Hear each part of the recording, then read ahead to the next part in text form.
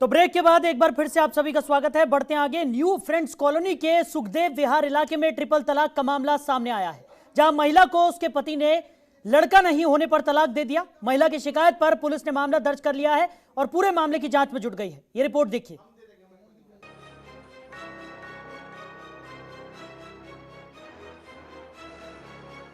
ये है सुखदेव विहार इलाके में रहने वाली हुमा हाशिम, जिन्होंने करीब 22 साल पहले दानिश हाशिम नाम के एक शख्स के साथ निकाह किया था। लेकिन हुमा की जिंदगी उस समय उजड़ गई जब उनके पति ने 3 बार तलाक तलाक तलाक कहकर रिश्ता खत्म कर दिया।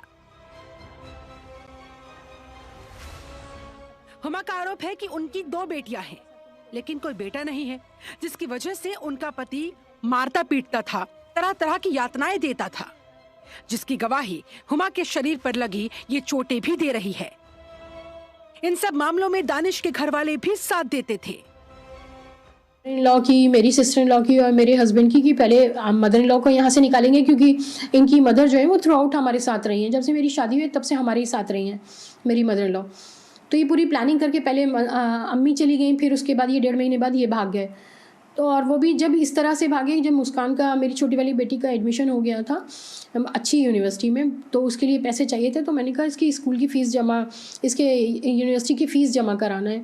तो उसके कहने लगे तुम्हारी लड़कियां हैं, तुम्हारे ख्वाब, तुम्हें अपनी लड़कियों को पढ़ाना है तो अपने आप पूरे करो अपनी लड़कियों के ख्वाब। और इसको पकड़ के कि तुम्हारी वजह से मेरा ख़ानदान ख़त्म हो गया और मैं अपने ख़ानदान का आखिरी चिराग था, इसके बाद मेरा ख़ानदान ख़त्म हो जाएगा और ये है और वो है, मैं सारा पैसा तुम ही लोगों में लगाता रहूँगा। ये सब करके मुस्कान को, छोटी वाली के बाल पकड़ के मारने लगे। तो उसके बाद जब मैंने मुस्कान को बचाने की कोशिश की तो उन्होंने मुझे ऐसे कोनी से मार के लिटाया, कोनी से मार के यूँ करके नीचे गिराया और लिटाया। उसका मेरे पर थूका और लातों से मारने लगे कि आज से तुम्हारा और मेरा रिश्ता ख़त्म हो गया। हुमा का आरोप है कि उनके ससुराल वाले दानिश हाशिम की दूसरी शादी करने वाले थे, जिसे लेकर उनके बीच अनबन भी बनी रहती थी। लेकिन हद तो तब हो गई जब दानिश ने 3 बार तलाक कहकर रिश्ता खत्म कर दिया। हुमा की बेटियों का भी कहना है उनके पापा बेटियां होने की वजह से उनके साथ भी मारपीट करते थे और उनके साथ सौतेला जैसा व्यवहार करते थे। देखिए, उन्होंने ट्रिपल तलाक दिया, इसमें कोई डाउट की बात ही नहीं है, क्योंकि मेरी और मेरी बहन के सामने दिया। हम दोनों ने देखा, हम दोनों को मारा उन्होंने, इसलिए इसमें कोई डाउट की बात नहीं है। लेकिन मैं ये भी कहना चाहूँगी कि ट्रिपल तलाक के अलावा भी हमारी कंप्लेंट में और भी बहुत सारी चीज़ें हमने अलेज की थी। Pre conception and pre natal diagnostic techniques act 1994 हमारी कंप्लेंट में था, जो मेरी मम्मा का गर्भपात कराया उन्होंने, वो था। उसके ऊपर Muslim women protection of rights on marriage act था, ट्रिपल तलाक लॉ वो भी था, उस पे भी कोई एक्शन नहीं लिया गया। हालांकि महिला की शिकायत पर पुलिस पूरे मामले की जांच में जुटी हुई है, लेकिन इस दौर में भी बेटे की चाहत में इस तरह से 7 जन्म के रिश्ते को तोड़ना बेहद शर्मनाक है। जनतंत्र टीवी के लिए दिल्ली से हरि किशोर की रिपोर्ट।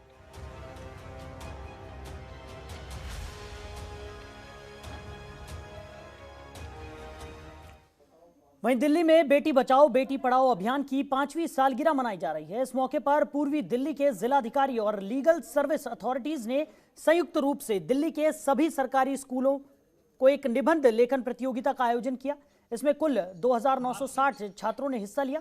वहीं कोविड-19 महामारी के कारण लगाए गए प्रतिबंधों को ध्यान में रखते हुए जिला मजिस्ट्रेट के कार्यालय की तरफ से एक वर्चुअल सम्मान समारोह आयोजित किया गया। सम्मान समारोह में सर्वश्रेष्ठ 550 बच्चों को प्रमाण पत्र भी बांटे गए।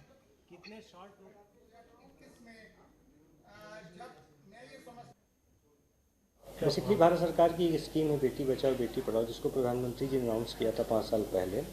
तो उसके तहत बच्चियों को एजुकेशन के लिए और उनके एम्पावरमेंट करने के लिए तमाम स्कीमें हम चलाते हैं, उसके लिए फंड भी आता है। तो इस बार हमने बड़ा अनोखा प्रयोग किया कि दिल्ली, ईस्ट दिल्ली के जितने भी स्कूल हैं, सरकारी स्कूल में, हमने ऐसे कंपटीशन रखा और सब्जेक्ट ये रखा कि जब बच्चियाँ अच्छा करती हैं तो पूरा विश्व अच्छा करता है।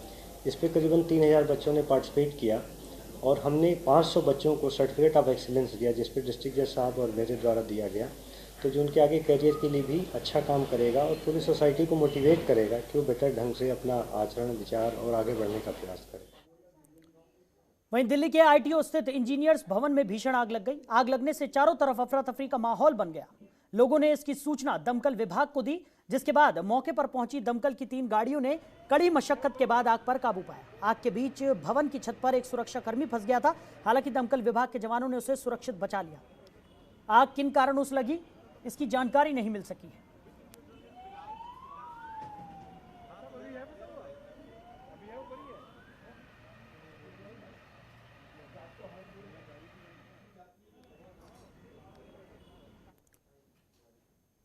तो पूर्वी दिल्ली की पड़पड़गंज इंडस्ट्रियल थाना पुलिस ने ऑटो में बिठाकर सवारी के साथ लूटपाट करने वाले गैंग का भांडाफोड़ किया है। पुलिस ने इस गैंग में शामिल 3 लुटेरे को गिरफ्तार कर लिया है।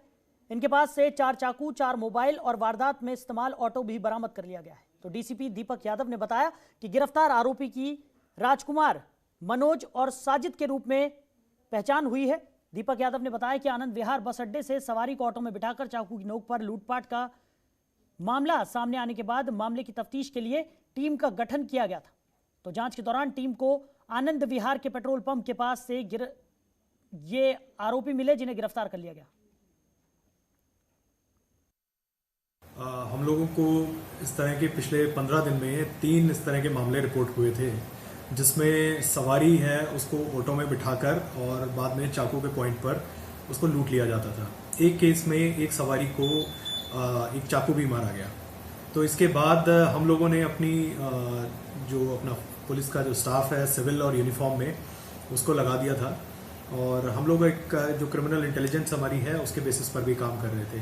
इसके बेसिस पे आज यहाँ पे आनंद विहार बस टर्मिनल के पास में हमारा स्टाफ है, इसने इसी तरह की जब चेकिंग वगैरह की तो उसमें 3 लड़के पकड़े गए। वहाँ पर ये तीनों लड़के थे, इनके चेकिंग किया गया तो इनके जेब से। तो दिल्ली स्पेशल में इतना ही। देश दुनिया की तमाम खबरों के लिए आप जुड़े रहिए जनतंत्र टीवी के साथ। नमस्कार। खबरों के निष्पक्ष विश्लेषण के लिए सब्सक्राइब करें Jantantra TV and press the bell icon. Never miss any update.